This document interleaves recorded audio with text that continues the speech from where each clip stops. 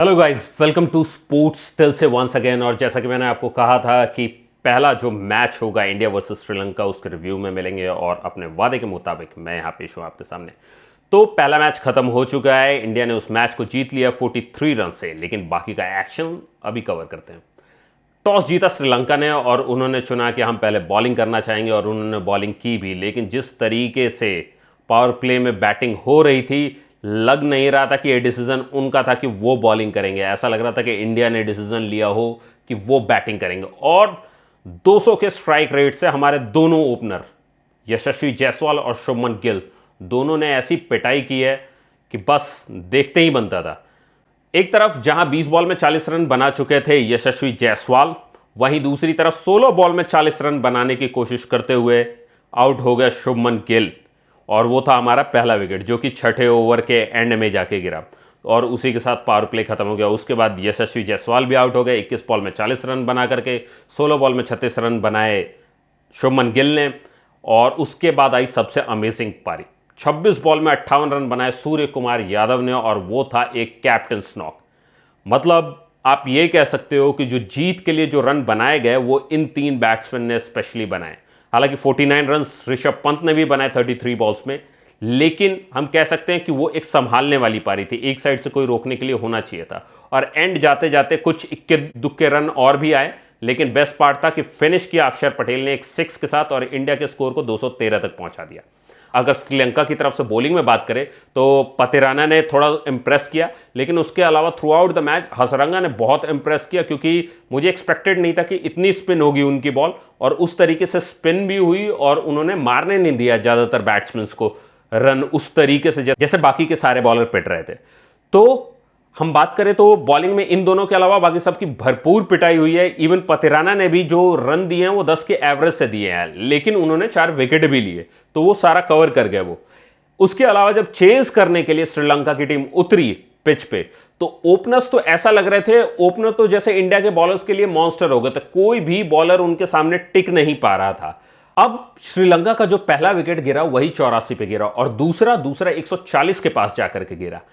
हालांकि मुझे पता था कि अगर इनके 4 विकेट गिर गए तो उसके बाद श्रीलंका को कोई नहीं बचा सकता है, लेकिन वो 4 विकेट गिराने भी जरूरी थे और कोई भी बॉलर उस तरीके से इंप्रेस नहीं कर पा रहा था। ऐसे टाइम पे हमें ब्रेक थ्रू दिलाया अक्षर पटेल ने।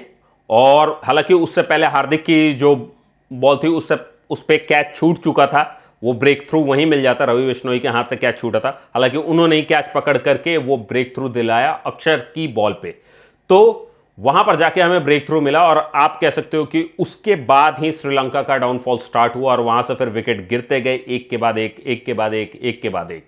अगर बेस्ट परफॉर्मेंस आप कहो तो कतुम निशंका की तरफ से 79 रन बने और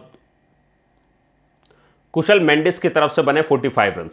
तो इन दोनों ने बेस्ट परफॉर्मेंस दी। उसके अलावा बाकी की पूरी टीम इंप्रेस करने में नाकाम रही और चेस करते हुए ये लोग 170 पे पूरी टीम ढेर हो गई और इंडिया ने 43 रन से ये मैच जीत लिया। मैन ऑफ द मैच रहे सूर्य कुमार यादव, ऑफ कोर्स उनकी कैप्टन नॉक की वजह से, और मैं उन्हें कॉन्ग्रेचुलेट करना चाहूँगा उनके फर्स्ट विन पे। साथ ही गौतम गंभीर को भी मैं कॉन्ग्रेचुलेशन बोलना चाहूँगा, क्योंकि इन लोगों का फर्स्ट प्रोजेक्ट है, फर्स्ट मैच था और इन्होंने बहुत ही शानदार जीत दर्ज की। हालांकि थोड़ा काम करने की ज़रूरत है, सूर्य को अभी थोड़ा एक्सपीरियंस लगेगा, क्योंकि थ्रू आउट द मैच अगर आप देखो तो फील्डिंग्स में थोड़ी कमी लगी कि जहां होने चाहिए फील्डर वहां नहीं थे। हालांकि उन जगहों पे नहीं थे जहां पर वो खुद पिक करते हैं बॉलर्स को हिट करने के लिए, वहां पर जब फील्डर्स नहीं होते हैं तो फिर थोड़ा सा शॉक लगता है कि जब आप एक्सपेक्ट कर सकते हो कि वहां मारा जा सकता है, तो आइदर आप अपडेटेड नहीं हो या थोड़ी सी कमी रह गई है, तो थोड़ा सा बेटर वो प्लान कर सकते हो और थोड़ा सा बेटर रिजल्ट, थोड़ा बेटर आउटपुट आ सकता है। हालांकि कल का जो मैच होगा उसमें मेरी तरफ से जो बेस्ट पिक होगा उसमें जाहिर सी बात है मैं टॉप ऑर्डर के इन बैट्समैन को रखूंगा। आपको पता ही अगर नहीं पता तो मैंने आज भी रखा था, लेकिन मैं कल के लिए आपको टिप्स दे दूं कि आज इनके टॉप ऑर्डर के दोनों बैट्समैन साथ में इनका कैप्टन, इन तीनों को मैं रखूंगा। हालांकि इनका कैप्टन आज 0 बना के गया था श्रीलंका का, लेकिन उसके बावजूद भी वो इंप्रेसिव प्लेयर है। थ्रू लंका प्रीमियर लीग में उसने बहुत अच्छा किया था। और बॉलर्स में हसरंगा और पतिराना तो होंगे ही। उसके अलावा इंडियन टीम से तो आपको पता है कि टॉप ऑर्डर के अपने दोनों बैट्समैन यशस्वी जायसवाल और शुभमन गिल होंगे मेरी टीम में। और उसके अलावा कीपिंग में तो यार मैं ऋषभ पंत को भी रखूंगा और उसके अलावा अपनी टीम से हार्दिक एज ऑलराउंडर। जाहिर सी बात है अगर कल खेलेंगे तो शिवम दुबे होंगे मेरी टीम में। साथ ही बॉलर्स के नाम पे मेरे टीम में अर्शदीप जरूर होंगे और सिराज भी होंगे। आपका क्या क्या पिक है वो आप मुझे बता सकते हैं मेरे कमेंट सेक्शन में। साथ ही लाइक का टारगेट रखते हैं 10 लाइक्स का और देखते हैं आप लोग ये पूरा कर पाते हो या नहीं।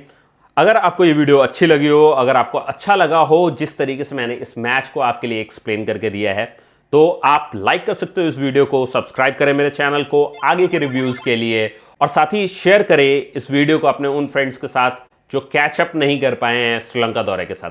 साथ ही if you have missed all the action of press conferences from Gautam Gambhir and Suryakumar Yadav from his first press conference as captain, here is the video you can catch it. कल जरूर मिलेंगे, तब तक के लिए आदियोस।